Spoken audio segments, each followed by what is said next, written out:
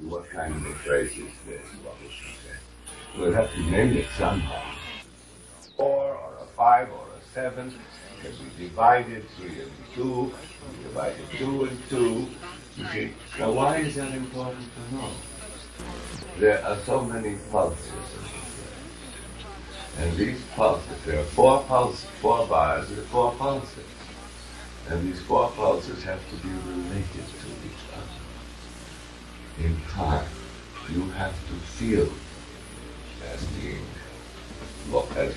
related.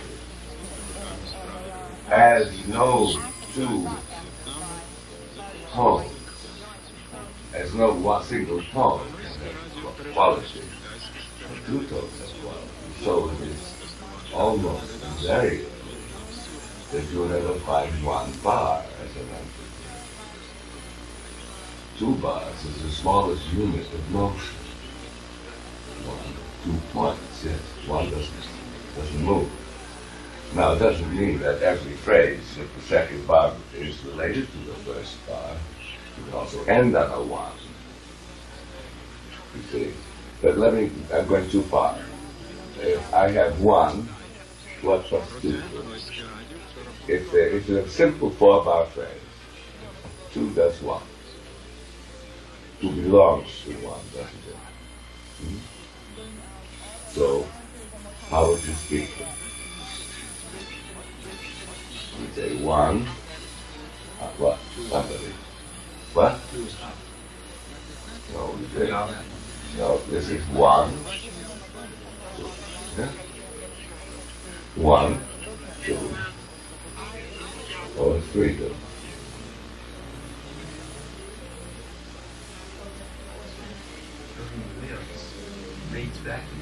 Three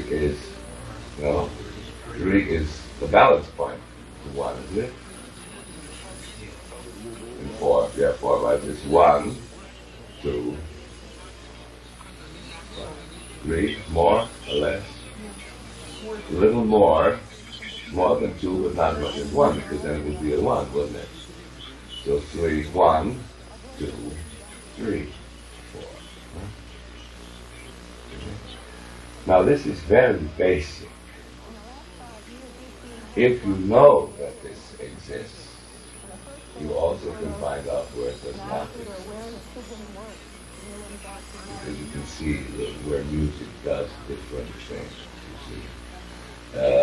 Where you might find a fork leading to the center,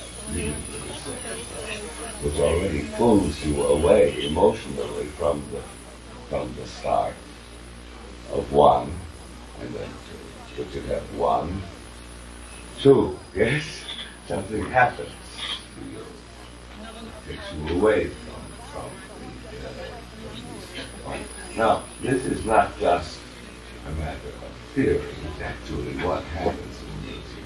You will almost never, I say almost because there are maybe one exception I have in mind, almost never find a 2-bar phrase. It doesn't exist. You'll find a 3-bar phrase, like 3 points. The most elementary cadence is 1, 5, 1. Not 4, 5, 1, but 1, 5, 1 to show the tonality. Yes, it's the most elementary. That has got 3 points. You can't have 2 points. Now you can have 2 related to another 1 or another 2 or another 3 or 4 or 5. It can be 2 and something. But 2 alone never stands. One of the simplest examples which I love to give is my little Brahms Intermezzo, which is this.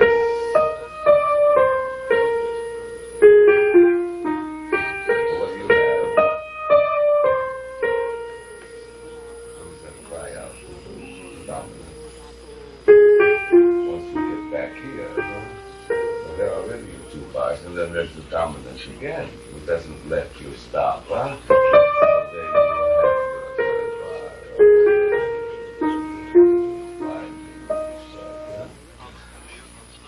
Now this is 6/8 time, that means 2 to the bar. Yeah?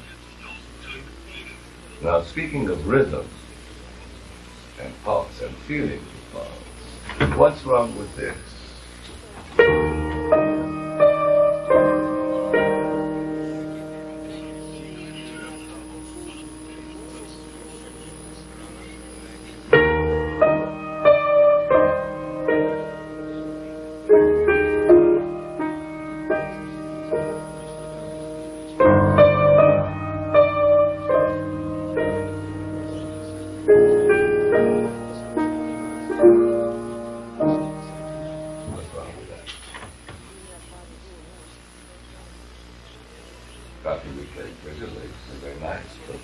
If we're dealing with real musical essences, then we are not going to play that. Why?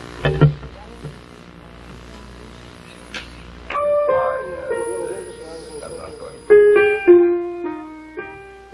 Because that already makes it separate, right? So actually, what I have to do is take over so that those two belong. Now, what was wrong then with this? That already is wrong. Why? From the violin to playing the oboe, simply because you're a musician doesn't mean you can do it. No, this is just...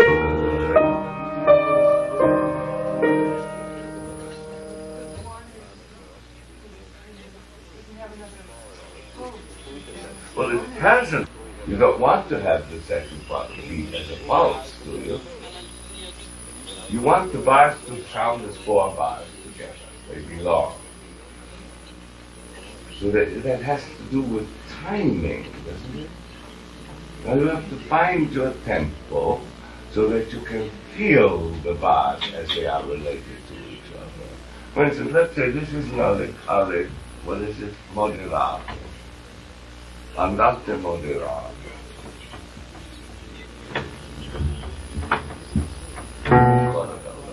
So let's say 1.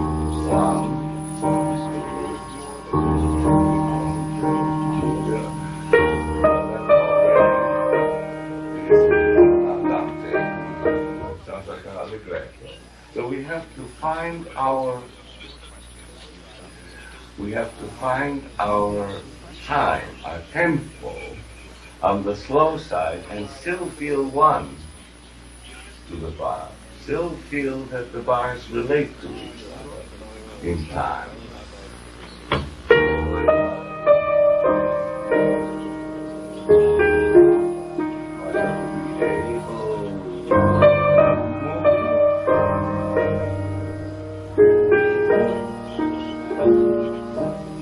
To be able to move with the bar. This is a feeling. Each of us might have a different feeling about that. But it has to sound like 4 bars belong. So I have 1. Now I can breathe a little. 4.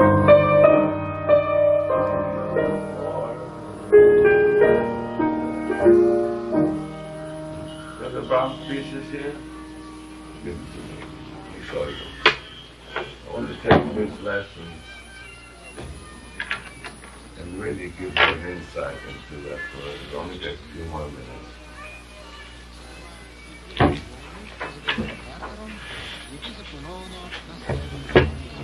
Now take a look at this music. Before we go on, now as we count beats, we can count beats 2, 3, 4, 1, yes, or 3, 4, 1, 2, or 4, 1, 2, 3. It doesn't matter. I mean, there are many possibilities, right? Now, with bars, this can be the same. Forget this. If I end on 1, let's say I have 2, 3, 4, 1. So what must 2 do?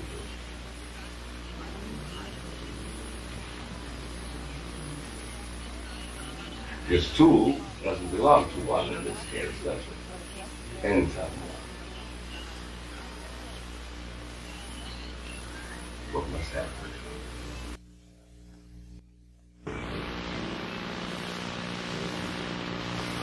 what? The next 1, 2, 3, 4, 1, or you can have 1, 2, 3. 2 leads then to 3. You see, there has to always be this continuity. Now, sometimes in theory, we call certain points which end and start called volitions. Yes, but you can't, in actual continuity, you can't count one point with 2 numbers. You can't say 1, 2, 3, 4, 1, 2, 4, 5, 1, 2, 3, 5, 1. You know, it is 8 points. If it is 1, then the next bar is 2. If it is 5, the next bar is 1. You take 1 step at a time. You don't hop. If you are quickly 2 steps. So we have to then figure out in time, what is this? Is this a 1 or is this a 5? If it is 1, then the 2 leads on, either to 1 or to 3. And music, thus this happens in music. You see. Now, one of the best examples, which all of you can do, maybe if you have a moment's time, to look at Opus 14, number 2, and we can talk over the phrases of this and see how that works out.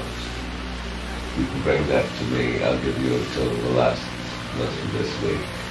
So look over Opus 14, number 2, just the first page, in the original edition if you can. It's the G major sonata of Beethoven. And then try and explain to me what the phrases are and why they are that. I'll give you one clue, they're all different.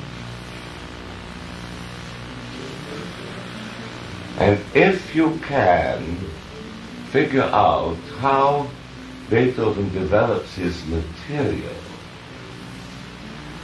you might find the phrases easier than if you just try to figure it out from the air.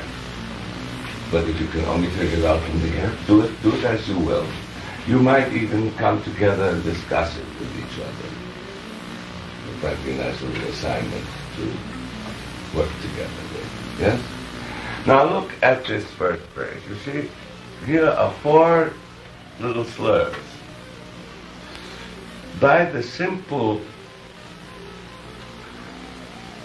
articulation, or by the simple, let's say, by the simple format of each one of these units, with the upbeat, you get the slur. You don't have to start, take a breath, and go on again. You see, if I have...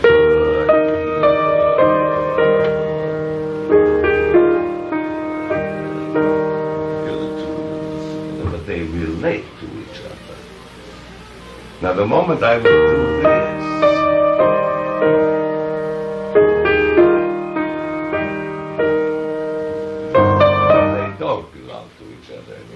actually separate. So we have to get these slurs so that they really belong. Now let's take a look at the next 4 bars. I'll play it as we had talked about. It's just what we did.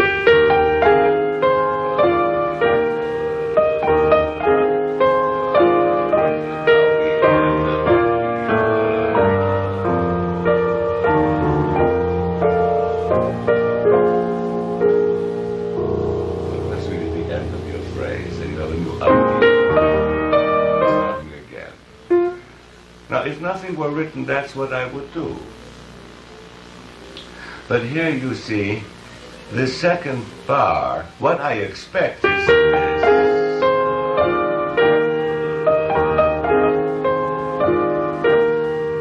I expected to do exactly what happened at the beginning. But Brahms says, He makes me lead where?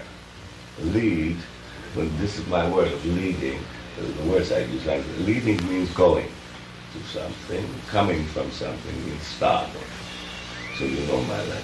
Yes? So he makes you lead to the 3rd bar. By carrying it over, he makes me over, yes? And then he interlocks. Now do I do that? Which I would do if it weren't written. I would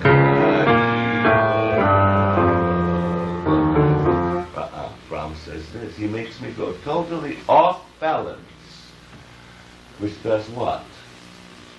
It isn't just a matter of getting louder, but if I expect it to come out of the one, and it doesn't do that, I'm pulled away from my expectation. So I have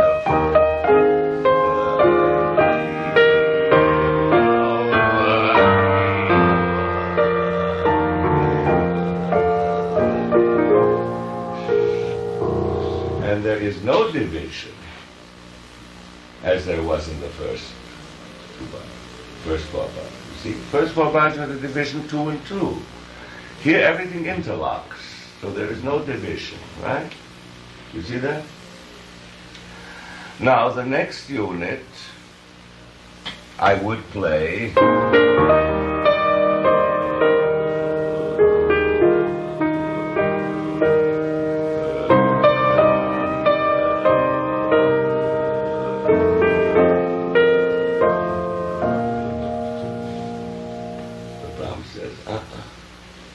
he doesn't even let you, he's so careful about writing that he starts the fork here on the second beat of the second bar. If it were here, I might do that. You see, or if it were on the downbeat, but he doesn't.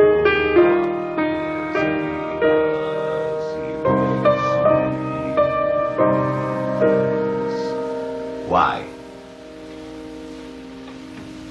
Why does he make me do that? Because that already does this to me, yeah? Where I expect to do that, he makes me do this. So, what? What? So I can the fourth bar, which is a passing tone. You see? So it's little marks like this. If you understand the shape and the form about phrasing and about bars, you're immediately drawn in one way or another, some differently than you would be if you just played them. See, I could play this.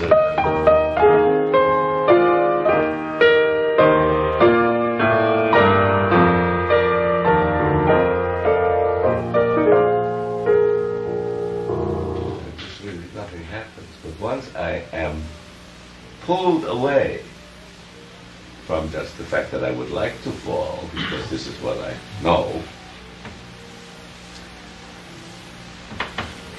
something happens to me. Yeah? So there comes an elasticity there. Everything, all music is elastic at all times. The heartbeat, depending upon what you feel.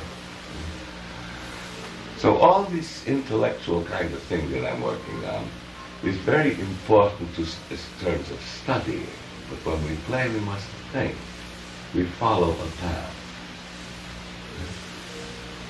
We know that the fact that we know that this fork exists, we don't have to know it before or anticipate it. It does it to me. I'm expressing a meaning. Yes? They're all symbols of expression. So timing is very important. You see? Now, Mr. Brahms proves that the two bars belong.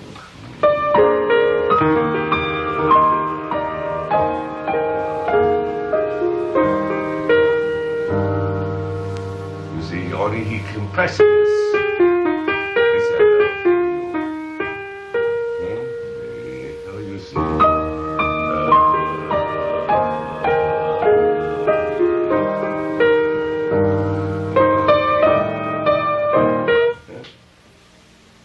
Now, so you get what I mean when I talk about bars now related to each other and how you have to feel. It's a feeling, it's your feeling, your participation. You can't do it by saying, 4 bars, I'm going to make them do it. You have to move with it. You have to be part of it. Now, let's look at the next few bars. Tell me, generally when we play octaves, to have it sound as octaves, which notes do we bring out? The bottom. What? Doesn't the bottom note have to come out more? The bass? Does it sound like an octave?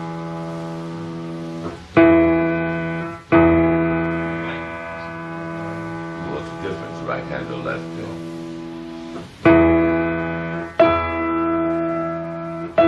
Yeah, because of the vibrations we were talking about, you see, wherever it is, to get the equal amount of sound, you have to bring out more here on the top than on the bottom, because there's more sound actually at the top.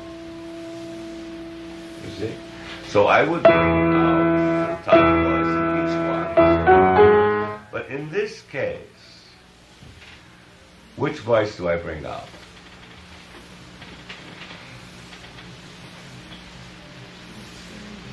You see how perceptive you are. First of all, where's the theme? In which hand?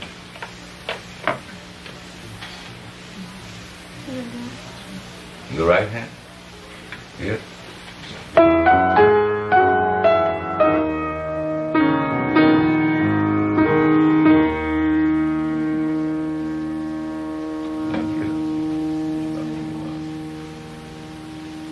The left hand, this is it.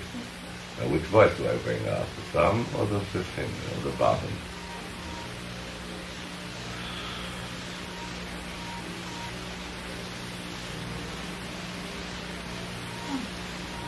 The bottom one, because it ends here. Good for you. Good for you.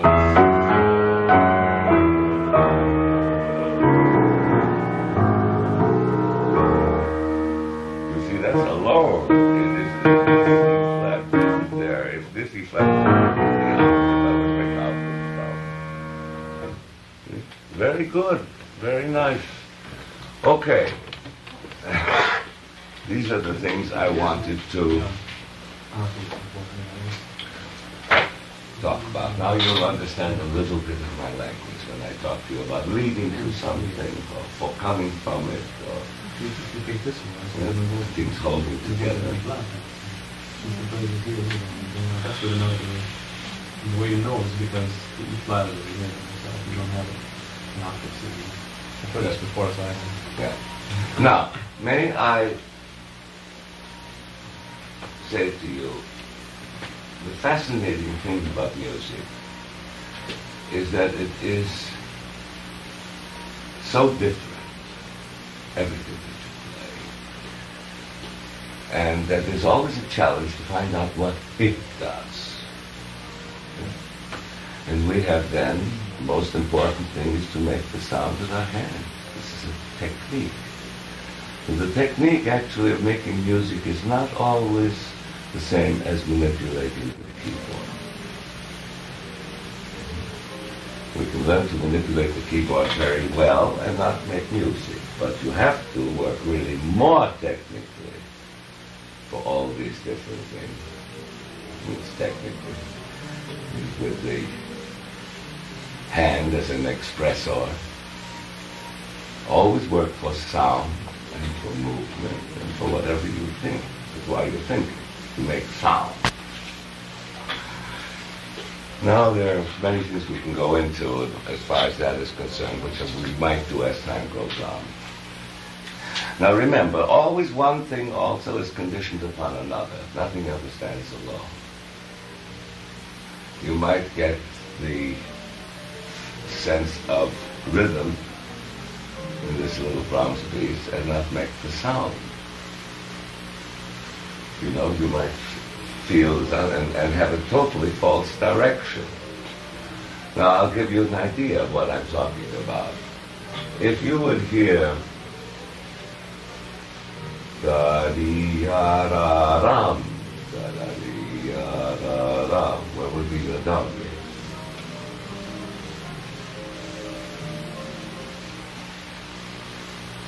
Where would be the downbeat? the way you articulated it, the last one. the last one.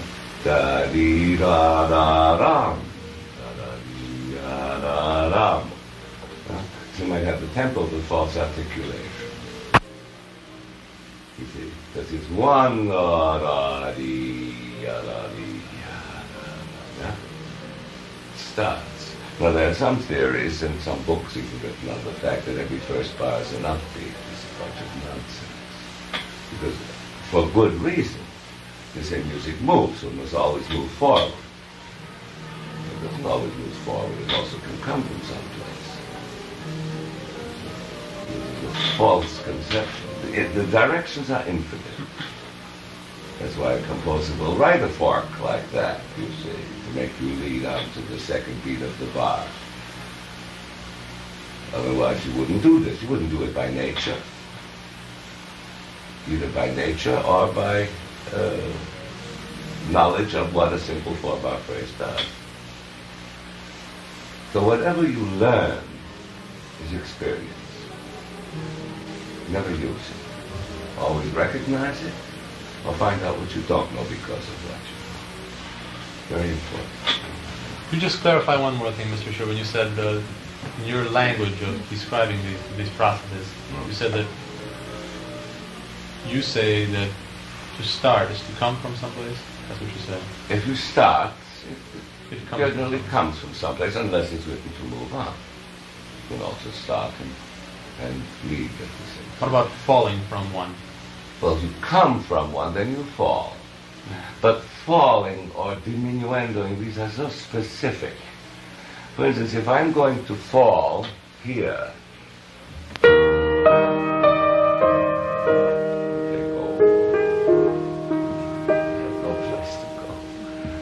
so I have to keep a certain level. One comes from the one, it's that the two comes from one, not the notes themselves alone. You understand? It's a matter of judgment, of oral judgment. How far can I go? See, this is why in Cleveland at certain points I said to you, you don't start. There's not enough sound here from which you can come, you see. You have to then make a crescendo after you start when you use so little tone. We had some work last week together in Cleveland. So you understand? I understand. Well, that was a situation where I had suddenly gotten to a point too soon with not enough sound. So the only thing I could do then, because I still had a long way to go, was to get louder. Well, right, exactly. Well, that's what I'm saying. Yeah. You didn't start with enough. And I should advise you not to use Schnabel's edition, for the simple reason, even though he was my teacher, for the simple reason that you have to have known Schnabel very well to know what he meant. And even if you did know him very well, it can be very confusing because he writes so much, it's too much. And his metronome markings are always very confusing because they're changing and this place and this place. But you have, again, I say, you have to know what he meant. Generally, a student will see a 62 and then a 68 and play much faster. There's practically no difference, you know. And then he also changes slurs without necessarily putting them in small print. And some of his bar markings, things we were talking about, are not correct. If you use his edition and look at Opus 14, number 2, you'll see that it's incorrect. Well, for this particular edition, I remember you said that it's a good thing to use the Schnabel edition if there are musical things that are very problematic and very questionable, just to see what he has, how he looks at it. You see, if it's interesting for me, as far as I'm concerned, if I have a problem and I come to a conclusion, I mean, let's say there's a certain complex thing, and I come to a conclusion, this would be interesting. I wonder what Schnabel would say there. 9 times out of 10 he doesn't say anything. But once in a while, he will come to a conclusion there and say, such and such, you might agree or disagree. But I'll only do this out of interest. And sometimes the fingering is ingenious. The fingering deals with a certain kind of technique.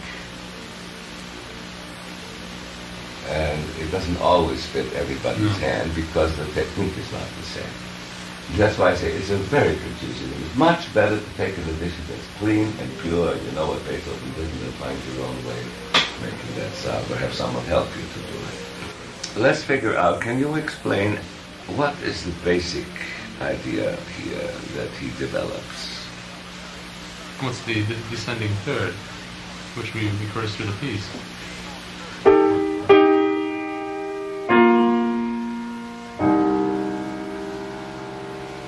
It's also very interesting that he doesn't do all this. Well, that's exactly what we were talking about before. All right. Now, what happens? You take over the sound of that chord and continue to articulate the first 4 bar phrase. Yeah, but I want to talk something a little bit more basic even than that. Well, do you mean that you should avoid a new start here? See, first he has that, yeah, then he yeah. He fills out the He chord. fills out the chord, yeah. But something even more important than that, always with passing tones.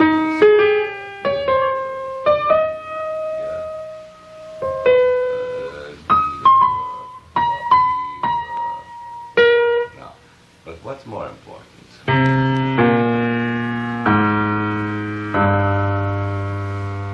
Where's the B flat? Hmm? Where's the B flat? This is passing.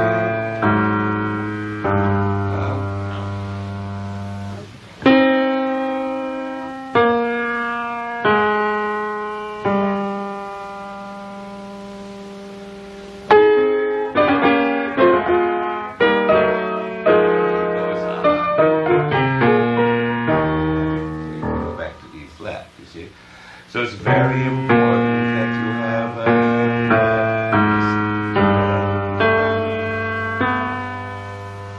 these 3 points that he had at the beginning, yeah? Now he takes it over.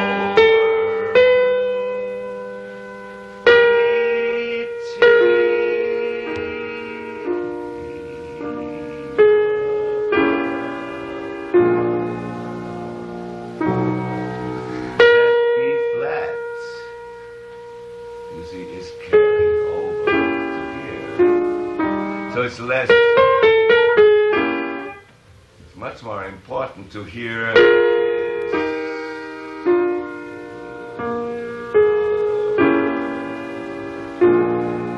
sforzando for the B flat. Yeah. Now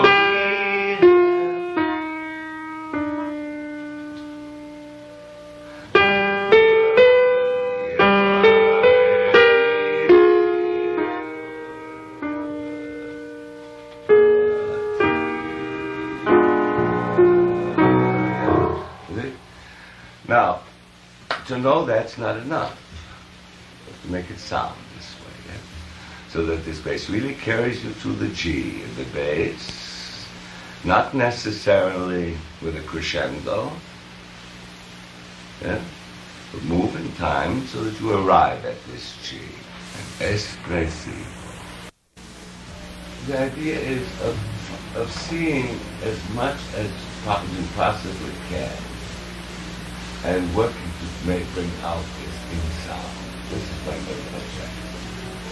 That you yourselves become independent.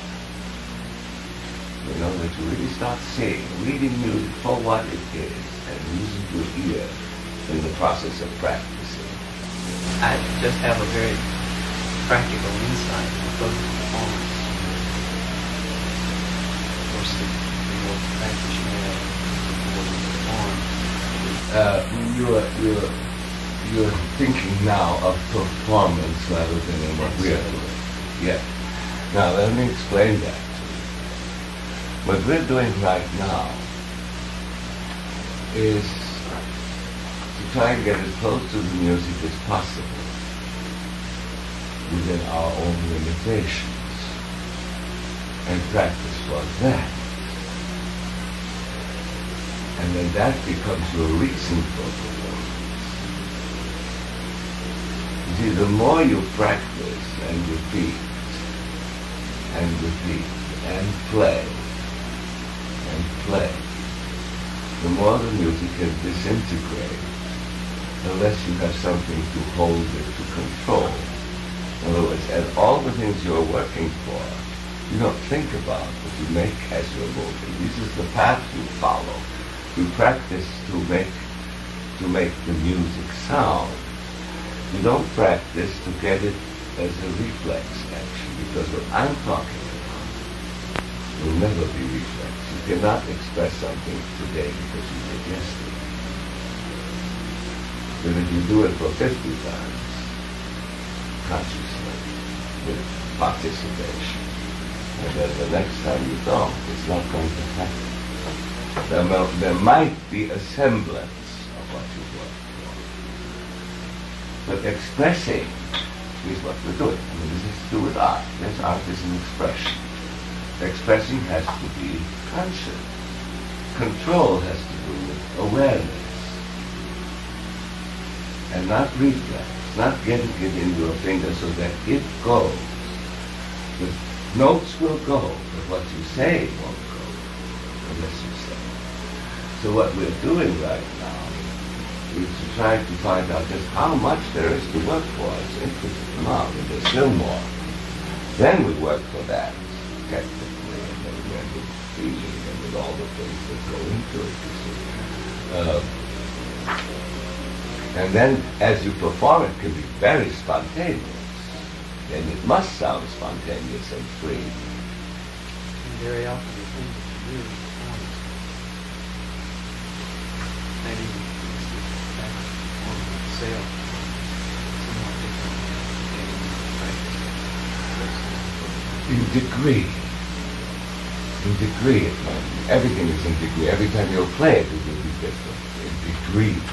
But not in motivation. You should be motivated by the same things. And sometimes it does happen in performance that you will discover something that you didn't do before. You know, suddenly something, oh my heaven, this is there too, you see. I mean, this is also part of the wonderful things that happen to us as we play or as we make music. But you know, there is this theory, the more you practice and the more you play the piece and do all the marks and all the things like that, the better your performance is going to be. And it'll be right in your hands, you play it in your sleep. Well, to me, the most inactive state of consciousness is when you're asleep. You should never be able to do something that's when you're asleep. You always, if I speak to you now, I have to think of what I'm saying and say it. Now, I don't think of every word I'm saying, but what's happening, I'm thinking of my subject matter, and the words come because I have something to say. It's the same thing here, but in order what we're doing, we're taking this blueprint, yeah, which are all symbols of something we have to bring to life. We'll find as much as we can, and the more we find, the more we have to say, the more intensified it becomes, rather than the rest. Now, as I say, the intellectual aspect of studying is important. But the intellectual aspect must almost immediately be translated into an expressive meaning, and not one that has to do with a thought, because that can be deadly. I'd much rather hear somebody play with feeling and not play accurately musically than somebody who plays absolutely every mark there and it's just as square as can be. That's not what I'm talking about. I'm talking about every little thing that you say has to come out of the impulse of your own being. No thought in my mind has any validity unless it sounds. Just to analyze something is not enough. You have to make it sound. So if you know these relationships, you have to organize them in such a way so they sound. It's a very simple thing. When you have 4 bars, you have, with the balance points, you have balance points. It's balanced some way, and rhythmically speaking, it's 2 and 2 make 4. Yeah? It's the simplest thing in the world, simplest kind of form. So the norm would be 1, 2, 3, 4. That is the perfect example of it. You see, now there are other works where this does not happen. Another thing Like Chopin.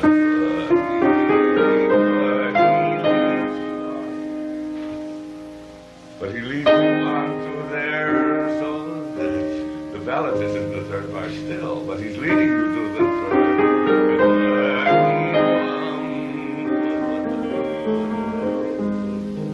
It's the fourth. Otherwise, I wouldn't play it that way. I might do this. Because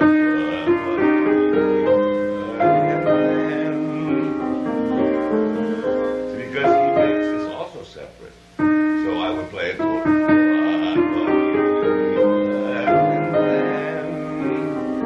Because that E flat is held through, you see. But he.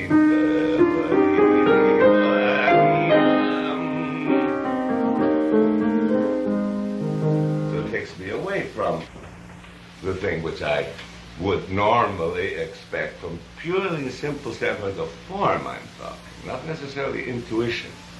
When I speak of the norm, I don't speak of intuition.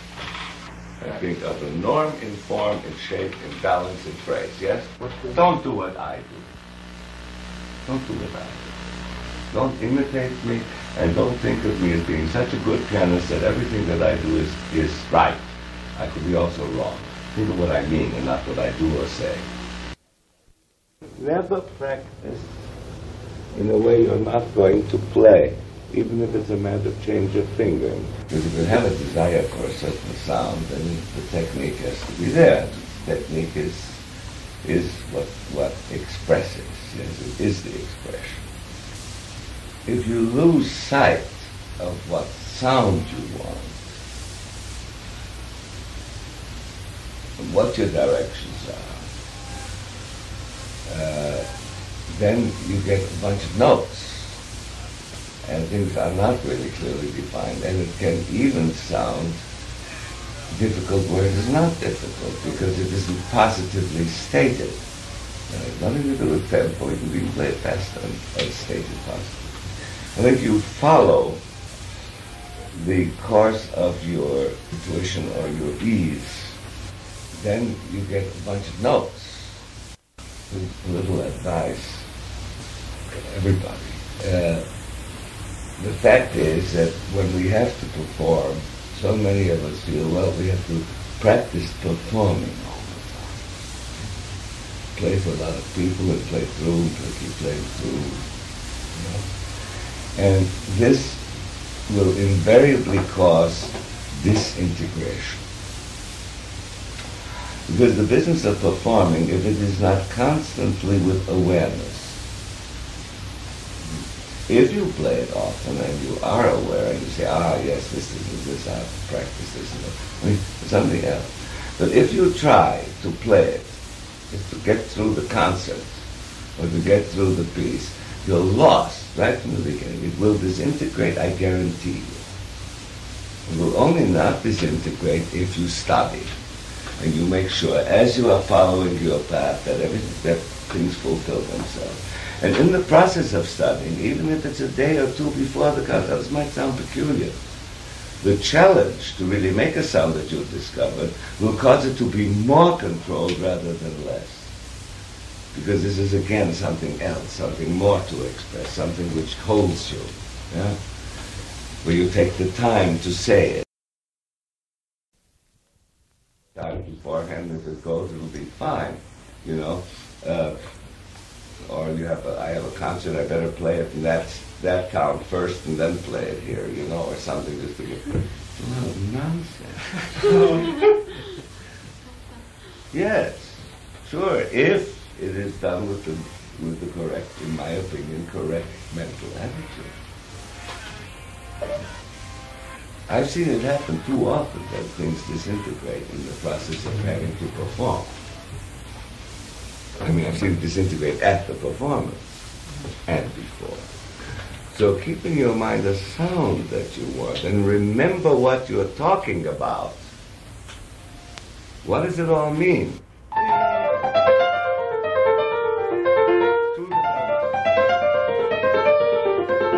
let me ask you one question. Do you know that? Yeah, I know it. Just didn't hear it that time. You see what I'm talking about? This is where you miss out. You know the things, but you don't now. You take them for granted. Okay. And these are things that no matter if you play it 50 times deliberately, if you don't play it the 51st time deliberately, you revert to the way you play the piano. And you play the piano, everyone, how we all do. This is what's going to happen. Musical things, expressing something never happens. Never by reflex. You can't talk today because you did yesterday. But you talk today. Now speak. A sound can be very noisy and uncomfortable to the ear, even if it's in piano. It isn't necessarily the loudness that makes it that way, but it is a lack of articulation and inflection that causes this kind of sound. It's one so often gets in Bach. Have an idea of what you want to say and say it. Don't just play. When I say build up, I don't necessarily mean massive crescendos, you see, and massive retards. I think of lines. Things are held together. And it's a matter of your tension in time that gives the illusion of the big crescendo. Now, if you play this on a harpsichord, you could get exactly that same effect by timing.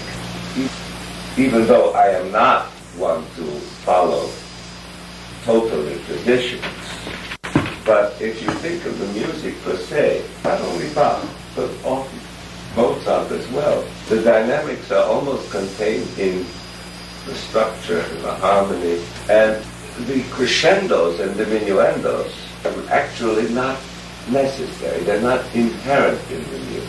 They might happen through tensions, but mostly the differences have to do with a sense of articulation and timing and emphasis in time. You get total illusion of crescendo because the tones on the harpsichord sound through. Isn't they still sound. So your texture, as things are put together, and your harmonic structure, and the different vibrations of the tones themselves, cause enough of these dynamic differences if you make the form come through, through timing, to speak it out, without these big crescendos and diminuendos. Now, we have the opportunity of this instrument to do all that. But I think to a very great extent it is misused, purely from a musical standpoint. It's like in Mozart, it is often misused. When things go up, they get louder, come down, they get soft. I mean, these are these traditions that we have, and accents and all kinds of that are unnecessary. Don't happen, actually, in the music that are not so, except that we do them. Now you're starting to play it. You're forgetting the essentials that you were looking at, that you were working and repeating for. Now they're in your hands, so you're playing it. You're not thinking of the color or thinking of the timing and the whole business. You see, the path that you're following has to be in your mind as something to express in meaning. Now you're forgetting the harmonies, you're forgetting the time, you're forgetting the whole business, you see. This is the trap you fall into. Because you think when you study and you think this, and your hands play. You find from the moment you start, you take it apart, take a small bit, you find what the meaning is. You got this, you knew that these were 4 bars that were connected, yes? 2 and 2. That's how you have to now play it and practice for that. And when I say, told you, look away from the music, it's to prove to you that by repeating, and repeating with a certain, first focusing, focus together what? You got the harmony together, yes? It's very simple.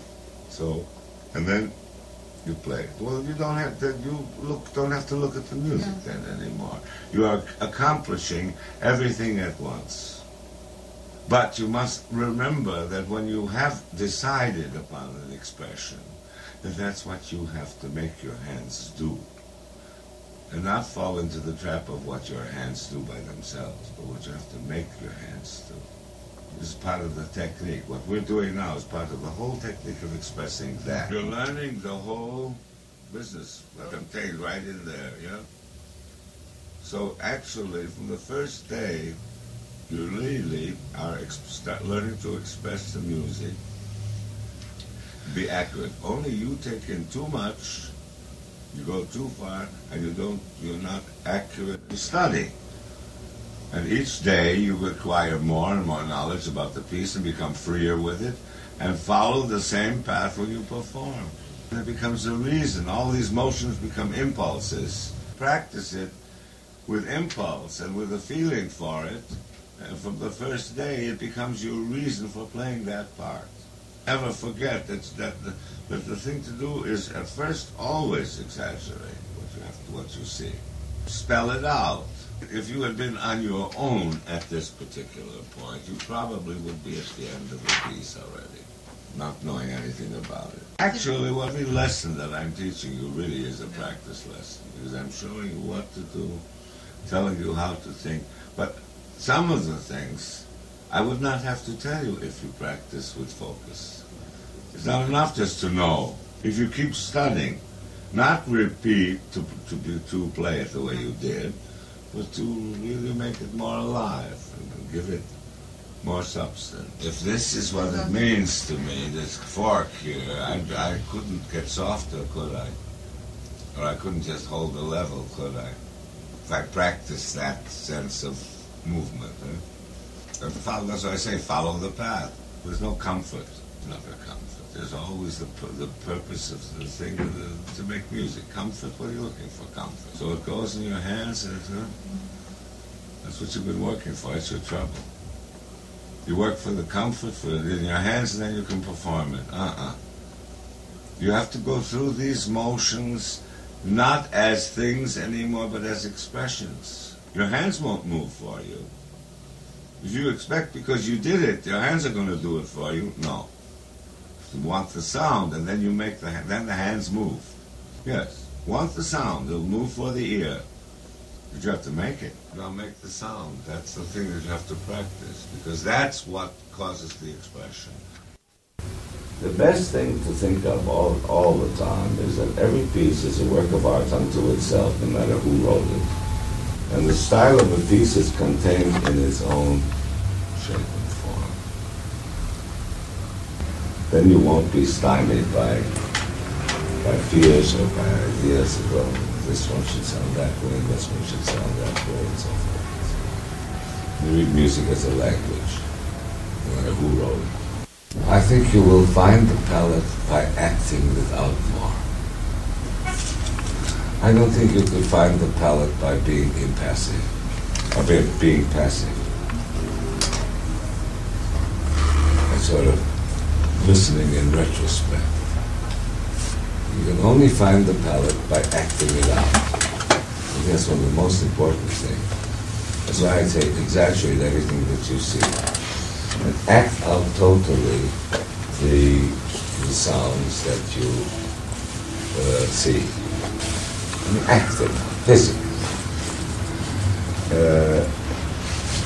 It's much easier to say do less. Much easier. It can sound quite beautiful in sound. Purely sound. Yeah? And color and all that. But that is not to say that it cannot be beautiful in sound and still have a meaning. Still be pertinently beautiful. Where you could say it is beautiful because this is what it is said, what it is doing. Mm-hmm. We find so many people who can make beautiful sounds on the piano are horrible musicians. You know? So that's not the measuring stick. And I think you think too much. And in the process of doing all the things you think, you get involved in them, and you don't hear what you want to hear, what it means to you. You see, the thinking processes still take over, and they shouldn't. Thinking you do when you practice. Don't be negative. Don't say, I'm going to do less because it might be too much. Give the utmost, but so much. Make the sound with your ear, not with your hand. Establish in your mind something positive to express. Take the time and re-study it again. The whole beauty of playing the piece you played before, that you can, it never comes to an end, that you always find something. Makes it more alive. Anytime you get to a reflex action, it disintegrates. To love the music enough to say, no matter how much you give to it, it can always have, there's always more. Do service to this. It should be happy. It's a privilege to serve it somehow. Yeah? Have this attitude and humility, and you don't allow it ever to become a reflex. It's taking too much for granted. And even if you have to repeat it somehow or other, you don't have time, yeah? And as you're moving, you see, as you're playing, you establish something in your mind. That's something you might have. And you play because you play. Even when I'm doing this, and I have no time, and I do it once, even without the music, I'm still working to get this up. And then it becomes more fun. The more you look again, you try this, you try that, because you see something else. Or even the same thing, and make sure that it's going. It's fun. There's joy with it. I'm sure you want to hear certain things, and I'm sure your hands get in the way because they slide so much and they do, and then instead of having such a very positive sound in your ear, that you make your decision, even if you have to do it in the way you play, but at least make the effort.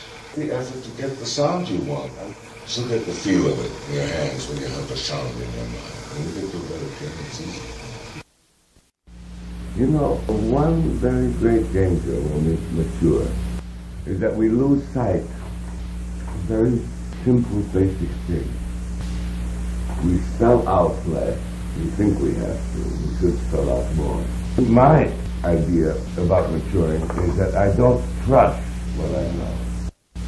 Because I know that I can take so much for granted because of all that I've experienced, right? So instead of allowing that certain things just sort of go by because I happen to know them, I make very sure that I know. Because I make very sure of specific things here. In the process, invariably, I discover something new. Sometimes I find momentary ideas you had that suddenly come through, so they not necessarily coincide with what happened before or after. Suddenly, in the middle of a phrase, suddenly something comes out because the idea has been isolated by you. So if you have the attitude, especially the more independent you get, you have the attitude of really not trusting what you know, and are telling yourself, I don't know anything. And now I find out what's going on. And you might recognize all you know. So it isn't a long process of spelling out, it's just a process of doing it. If you do this, you'll recognize. And then you'll listen for more also, I think, in this process, doing that. You'll listen for more, you'll participate a little more. And on that, you can have all the characters that you want to bring out. You're going to be happy or sad or whatever. I mean, music is contained in that, so you're going to participate this way. Not participate happily. I don't mean that. But because it's happy. But something's going to come out and you're going to, in retrospect, you're going to say, "My, isn't that happy, Experimentation has to do with working out a way to do immediately what you feel, not trying something else to see if something will sound better.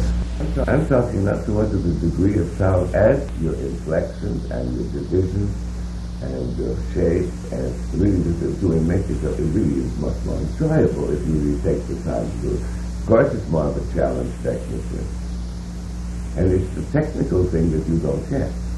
That's why you're trying so much. There is so much here in the small space of a phrase that you have to concentrate on expressing them and getting the sound. You might not play it the way I do, but the fact remains that basically there's substance there that has to be brought out, which you know. But you see, you take it for granted and then try something else. You practice the way you're going to play. The only thing that can give quality to a tone is its relationship to another tone. You strike a tone and you follow it with another tone. Each one has its particular quality in relation. Music moves. So a tone in itself can do nothing. If music is the organized movement of tones in time, what must there be at all times? The organized movement. Now think of how important that is. I'm here, and I'm going to be you. So what happens? I have direction. I'm going someplace, yes? I can also go out for a drive and come from someplace. The music has to have direction, and the directions are caused how? What makes tones move? If I speak to you and I say beautiful, and I say you and you say tiffle, it's not going to be a word, is it? I have tiara, beautiful. So what is that? What is actually happening from a standpoint of physics? See, every tone on the piano has different vibrations, different number. The lower you get, the fuller the tone is. Yeah. The higher you get, the thinner the tone is. So there is a difference, actually, in dynamics between each tone. I'm giving you a clue.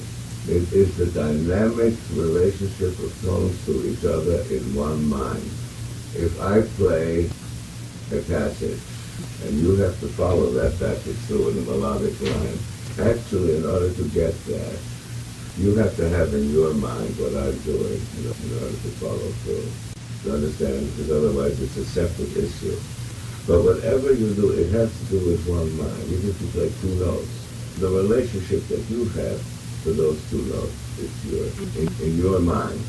And it's a dynamic relationship. Now, I don't say play this tone softer than this tone, but I use the word inflection.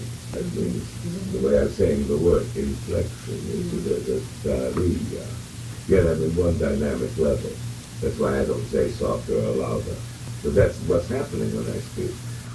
So my voice rises and it falls, and there are different tones that I use. So it's exactly the same thing in music. It's very important to understand. What about meter and rhythm?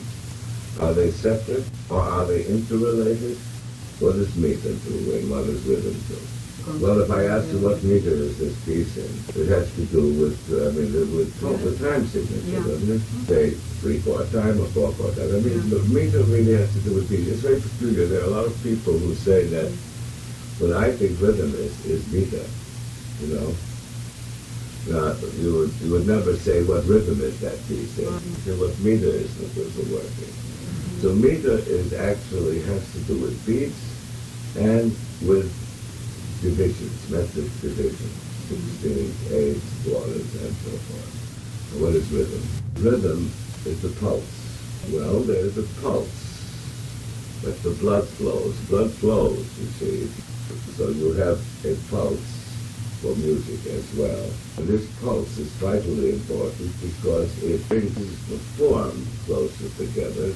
It how shall I say, it compresses in such a way so that if you feel the pulses, you also have the tempi and you have a kind of continuity with a great deal of freedom around it. As long as this pulse is there, the elasticities can be enormous. But the pulse has to be there. Yeah. No, the pulse is always in one place. With the exception of some music of Bach and some music of Chopin. But generally speaking, and then of course very early music, the moment bar lines were invented, it became important that it was put in for a reason. You identify the phrase by the number of bars in it. Why? It has to sound like that. I say this is a 4-bar phrase. It has to sound like a 4-bar phrase. rhythmically, your pulses have to be related to each other. You have to feel this belonging to this, or if this ends, then this has to go to there. But somehow the continuity of pulses makes this form exist. To show you how unlimited this is, I'll greet time, yeah? And I'm going to say the same values of notes, yeah? I have da-dee-ya-da-da-dum, ba-da-da-dee-ya, da-da-da-da-dum, ba-dee-ya-da-da-da-dum, da-da-dee-ya-da-da-dum, ba-da-da. I can go on and on, and I have all kinds of divisions within this continuous pulse, right? It varies, because you can have phrases. One does not necessarily always have to start. You also end on one. You can have 2, 3, 4, 1. Yeah? Like beats, you can have bars. You can end on 2, you can end on 3, and on the fourth bar an upbeat. I mean, there are all kinds, infinite the possibilities, yes? If I say 1, is there movement? There has to be another point for movement, yes? So your smallest unit of motion would be 2 bars. So very rarely will you ever find a 2-bar phrase. You might find a 3-bar phrase. You can find 2 bars in relationship to another 2, to another 3, 4, 5, 6, 7. Or you can have 6 and 2. You can have all kinds of different possibilities, because a sentence can also have commas, yes? And this all depends upon the music itself.